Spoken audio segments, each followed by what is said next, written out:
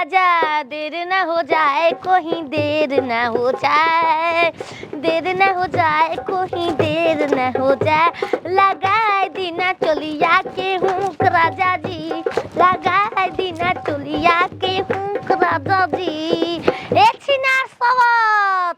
हाय देखा नयका डिजाइन के चोली किनले बानी हो, छिनार चोली पहनलहु बानी, रंग बदले लगी गिरित लेखा गिरित महंगा हो 500 के हो, कब पहनले को भी छिनरी अपना तू ही एगो चोली पहलू गांव घर बिना चोली कच्छा का आदमी रहेला। चल हे तने से पतो रहल से देखे तराबी सास खुश रही, ससुर खुश, तोर मर्द खुश, सब खुश रही। हां हमार बामला है तो रहला देखो बाबा आवे बोला ना घरे ना गुरु कौन बाबा रे पूजा पाठ कराए खती उआइल बना लेकिन रास्ता में भूलल बना जतन ले लेबे घर द्वार बाहर जाके तन खटिया लगा देला नी रतिया बस कॉफी आइलु घुर घुर ना सुतल हो रतु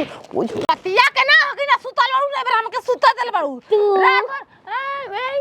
सस में हरामजादी बयाइल बिया कुत्ती कही के चल घर में आंगन झाड़ू बाहर कर दे साफ सुथरा से। तू हग मुद के छिबनी ना तो हम बाहर का रोज हम हगरे तू उठा के फेकेलू अपन पिछवाड़ा धुआला कि ना धुआला कोनो ठीक बा? ठीक बा चल घर में ठीक बजा झाड़ लेकर ठीक बजा हो बाबा हुआ जो फिर गाड़ी हुए बर्बाद कर दे तू हमरा बुझा। हाँ तो हमारे पास सब कुछ हो रहा है तो हम का करब आबाद करब कि तो बर्बाद करब आ दो तीन गो आदमी रहता न करियो भरवा रहित हम कहती कि जा ना कह। ए बाबा देखी हम घर से इतना परेशान रहतनी कोनो चीज हटते नहीं जैसे लगता हेने से आता होने चल जाता। देख चिलाइन पूजा पाठ हवन करबे ना करबू तो कहाँ ले सुखी संपत्ति रहबू। बाबा एगो लड़का के बियाह कोई न्यू बियाह में तरवा आइनी ना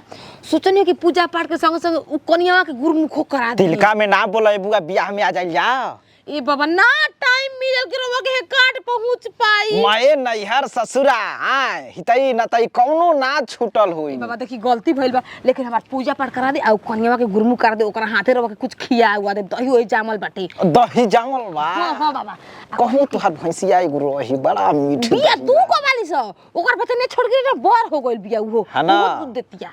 हमारा बाबा के एगो बछिया छुआ दे तू।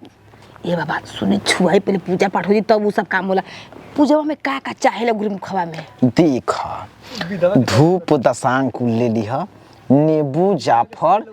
लवंग कपूर कुल भूत दूत कुल के एकदम उ मिलल हा। हाँ चलहाई में गुरहाई में मिलल का करम बाबा सब उजर उजर साड़ी। अरे का करबू उजरे त आजकल शुभ बा बाबा देखी सब कुछ बा बस तनी एगो गंगा जल नहीं के लेके तुरंत हमें आओ तनी चाची जी घर वाले का है पतो हिया से ढरा गइल एक दिन बाबा जा जा लेके आओ जल्दी तुरंत आई नहीं बाबा मारे हूं जई पूजा की बाबा ना आई न बाबा ना आई न हां तब ले कह पूजा के हई नहीं खे त हऊ नहीं खे कौनो पूजा के सामाने नहीं खे। हटाओ जी मूर्ख औरत हट बाबा का कपड़ा का कहीं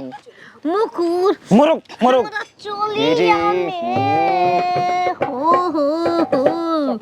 हमारा चोलिया में होता गुदगुदी रे माई हमारा चोलिया में होता गुदगुदी रे। हे प्रभु डाल गए हाथ का डाल के शांत कर दो ना का चोलिया बाबा बड़ चिल्लाई करे आ गनी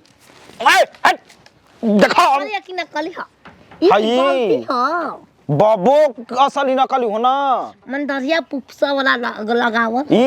जन्मे से जब से आयल तब से छलवाइबे ना कइनी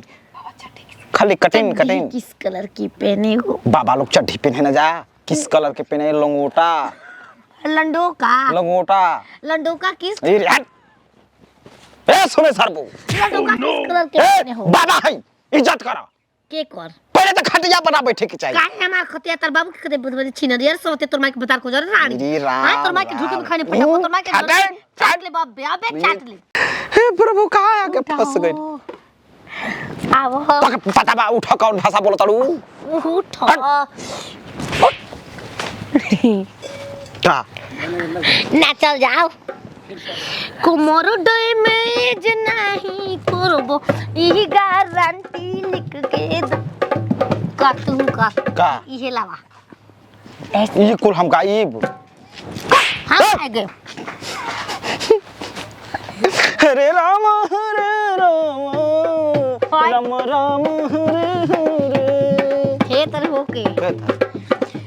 कोमर डैमेज नहीं करबो ई गारंटी लिख के दो कमर डैमेज नहीं करब ई गारंटी लिख के द इक लगता एक संगे ए बच्चिया ना के देखी त का कही बाबा रामा शंकर रामा संगे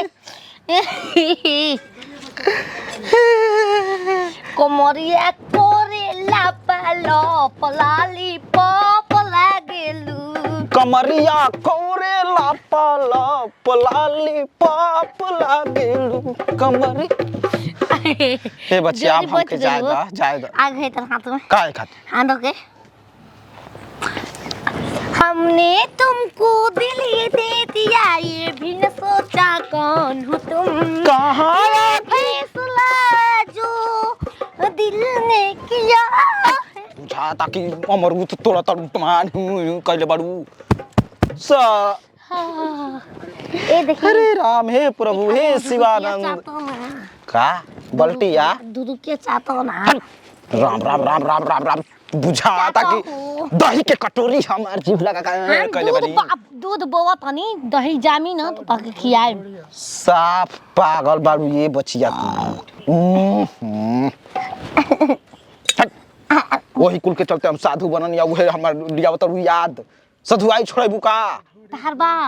का अरे नीचे वाला का बा जी अरे नीचे वाला नचता बतार करो पोचता अरे नीचे वाला नोचे दा भातार के खरा पोचे दा नीचे खाली से वाला बोलो बतार करो पोचता नोचे दा खोचे दा चलो नाच जा होइए सास माई के बड़े पसंद ह धर गते गते बढ़ जाई होते होते धर गते गते बढ़ जा राम राम राम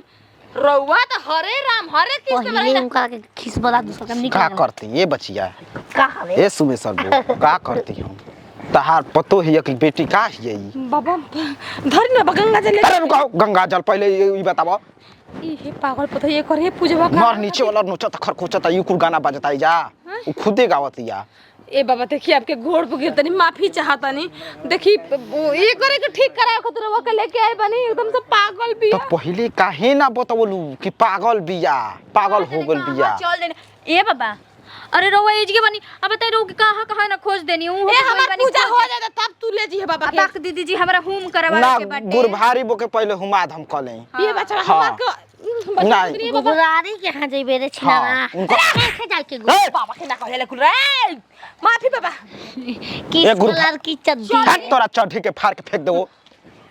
मर ले बा चढ़ी चढ़ी ये बाबा देखिए मत पूजवा करा दे कुछ सामान मान देले बनी कौन सा बना बा जब कॉल रन गंगा जल खाली फुलाई रन गंगा जल लेके आ गई नी अब पहले हाथ पहुंचो तो नहीं सब पता चल रहा है ऑफिस हाथ से पंडित जी पहुंचो फंसे तो हैं नहीं अरे, खिंचाता हटा हो, आई गुरबारी बो। रुक राजा गुरारी बो क्या रे गुरारी बाबा पूजवा ए चला ए चली जी चल पहले तोहार करी चले आवा पहले हे ओकर बड़ा अब खखुआइल बिया का तोहारा चलता बाबा भागल है ना तोहारा कोल में घर में रह के फो देव का है दूधू ना फो देव सही दे के रे बेहोश के दवाई के घर में